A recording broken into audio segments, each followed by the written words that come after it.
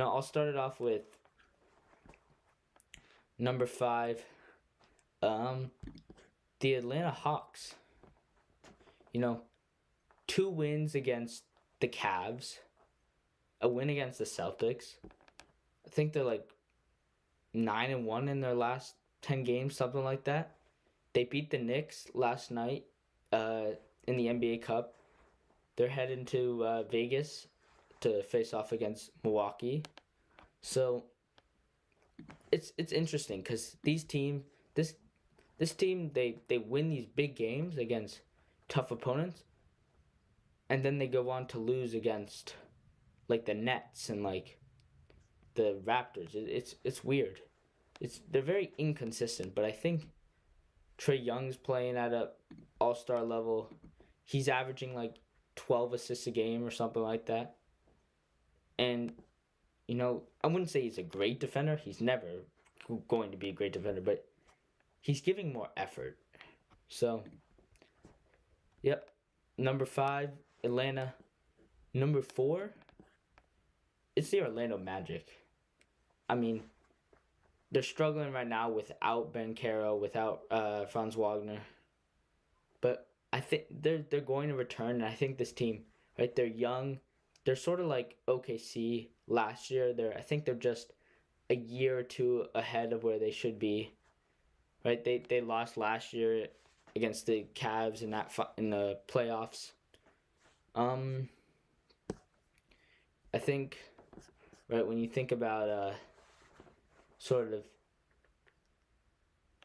the way they play as a sort of like the Pacers as well. They don't have that true number one, so they sort of play as a team. All of them score, all of them get going, and there's no selfishness on the team. I really like this team. I think they could, if they were fully healthy, and I expect them to be. If they were fully healthy, they could make it second round of the playoffs at least. We'll see. The East is getting better than it was to start the season. Like, the East is catching up to where the West has been. It's still well behind, don't get me wrong, but I think it's a little bit tougher than it was certainly last year and at the beginning of the year, this season. Number 3, Milwaukee. Right, they've turned their season around. They started like 5-10 or something like that. They've won 8 of their last 10, something like that. They're going to Vegas, NBA Cup. Giannis is still averaging like the most points in the league. I think it's like 32, something like that. Right, he's just unstoppable right now. Lillard isn't doing much, but other guys like Green and Jackson, they're all chipping in. The Celtics don't play that team again unless they face them in the playoffs. All the games before Christmas. I wouldn't say that's great scheduling by the NBA, especially because they thought the Bucks would be in the conversation of playoffs and contenders. So I don't know why you do it like that, but the Bucks. Yeah, the Bucks. Number 2.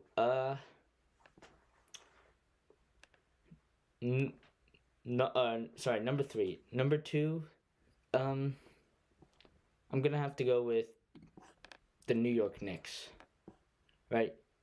Right now they're struggling a little bit. They did just lose to the Hawks last night for the NBA Cup trip to Vegas, and Cat's struggling a little bit. Bridges is struggling, but this team, I would say, has the best duo behind the Celtics, because I think, right, no one's as good as Giannis, but I think Brunson and Cat together are better than Giannis and Dame. So I think they'll turn it around. Cat's a lethal shooter. He's going to have to turn around at some point. The addition of Bridges should help. Let's see. That should help.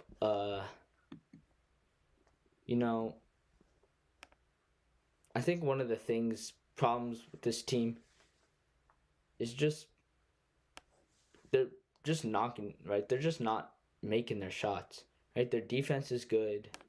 Their initial offense is good. They just can't get that last shot to fall. And, that'll come back around and help catch up to them. Number one, we know who it is. It's Cleveland. To be honest, I actually thought this team would sort of slow down after those 2 losses to the Hawks about a week ago, but 2 weeks ago, Thanksgiving time. But nope, they've picked right back up. Still have a better record than the Celtics. I think they're 22-4 or something like that. So they're still cooking. No team really has 2 centers that they play at one time the way the Cavs do, and I think that they're just getting easy points in the paint. And then you have those guys coming off the bench just with ridiculous shooting percentages, like in the 50s, and that hasn't come down yet, which is weird. The Celtics, I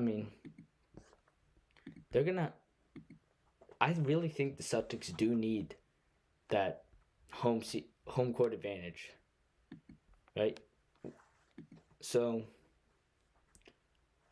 we need to find a way. The Celtics need to find a way to,